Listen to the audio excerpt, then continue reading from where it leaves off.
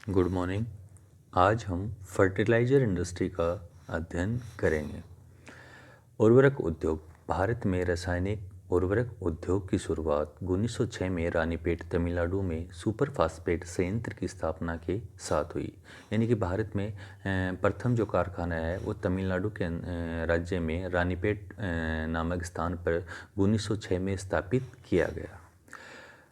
1951 में झारखंड राज्य में सिंदरी में फर्टिलाइजर कॉरपोरेशन ऑफ इंडिया की स्थापना से इस उद्योग को वास्तविक बल मिला।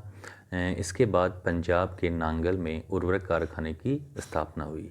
यानी पहला कारखाना तमिलनाडु के रानीपेट में 1906 में, दूसरा कारखाना सिंदरी झारखंड में 1951 में। परंतु इस उद्योग को फर्टिलाइजर कॉरपोरेशन ऑफ इंडिया की स्थापना से ही वास्तविक बल मिला। उर्वरक उद्योग के लिए naphtha, rock phosphate, sulphur, gypsum, gas, कोयला आदि मूल कच्चा पदार्थ हैं।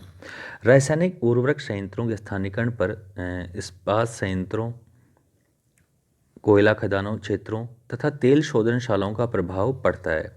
तटीय क्षेत्रों में स्थित कारखानों में मुख्यतः आयातित कच्चे माल का उपयोग होता है। गैस पाइपलाइन के विस्तार से कुछ कारखाने उपभोक्ता केंद्रों के समीप भी लगाए गए हैं। रासायनिक उर्वरक के निर्माण में naphtha, Coke, oven gas, phosphate, गंधक, जिप्सम का प्रयोग होता है। नाइट्रोजनी उर्वरक बनाने के लिए अधिकतर कारखाने नेफ्था का उपयोग करते हैं। भारत के विभिन्न रासायनिक उद्योगों की स्थापना के लिए को निम्न रूपों में देखा जा सकता है या कि किस प्रकार के कच्चा माल वो उपयोग करते हैं। कोक आधारित उर्वरक इकाई तालचेर, रामागुंडम, कोरबा। लिग्नाइट आधारित इकाई नेवली। कोक ओवन गैस आधारित इकाइयाँ सिंदरी, जमशेदपुर, राउरकेला, भिलाई, दुर्गापुर। गैस आधारित इकाइयाँ हजीरा, विजयपुर, जगदीशपुर, आंवला, शाहजहाँपुर। इलेक्ट्रोलिटिक हाइड्रोजन पर आधारित इकाइयाँ जैसे नांगल। फास्फेट की 90% आपूर्ति झारखंड, आंध्र प्रदेश, तेलंगाना सहित तथा राजस्थान से होती है, जिसका उपयोग फास्फेट उर्वरक बनाने में होता है। रासायनिक उर्वरकों के उत्पादन में स्वतंत्रता के पश्चात तीव्र बढ़ोतरी हुई। वर्तमान में नाइट्रोजन व फास्फेट उर्वरकों का ही उत्पादन होता है। देश में रासायनिक उर्वरकों का उत्पादन सार्वजनिक, निजी व सहकारी क्षेत्रों के अंतर्गत किया जाता है। उर्वरक उद्योगों का वितरण। गुजरात में हजीरा, भड़ौंज, बड़ोदरा, कलोल, कांडला। पंजाब में नांगला व बठिंडा।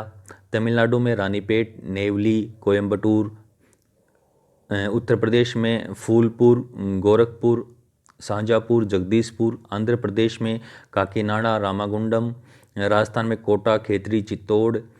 उड़ीसा में पारादीप, तालचेर, राउरकेला। झारखंड में जमशेदपुर, धनबाद, सिंदरी आदि मुख्य उर्वरक उद्योगों का उत्पादक केंद्र हैं।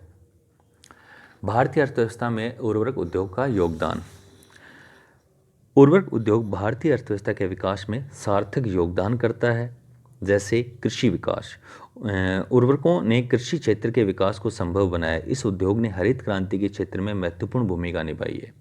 पूंजी निवेश, वर्तमान में लगभग 57,000 करोड़ रुपए के निवेश से उद्योग अर्थव्यवस्था के लिए महत्वपूर्ण उद्योग है।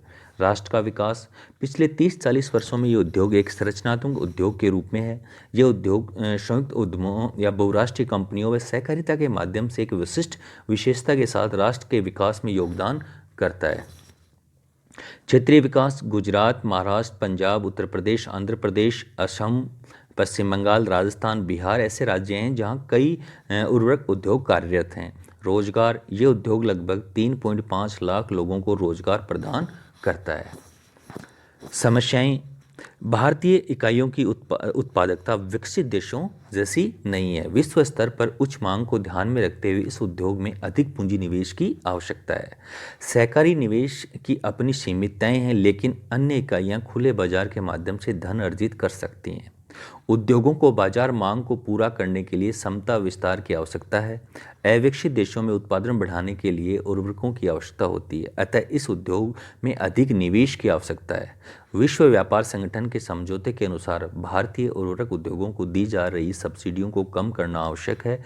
इस कारण उर्वरकों की कीमतों में वृद्धि होगी और गरीब किसानों की पहुंच से ये दूर या पहुंच में ये नहीं रह पाएगा। इससे इस उद्योग पर प्रतिकूल प्रभाव पड़ रहा है।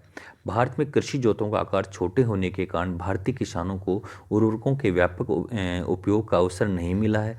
वैश्वीकरण के पश्चात भारतीय बाजार विदेशी कंपनियों के लिए खुला है। विदेशी कंपनियों से उच्च प्रतियोगिता के कारण भारतीय कंपनियों को अपने मानक को अंतर्राष्ट्रीय स्तर पर बनाना होगा। ये मुख्य समस्याएं थी। धन्यवाद।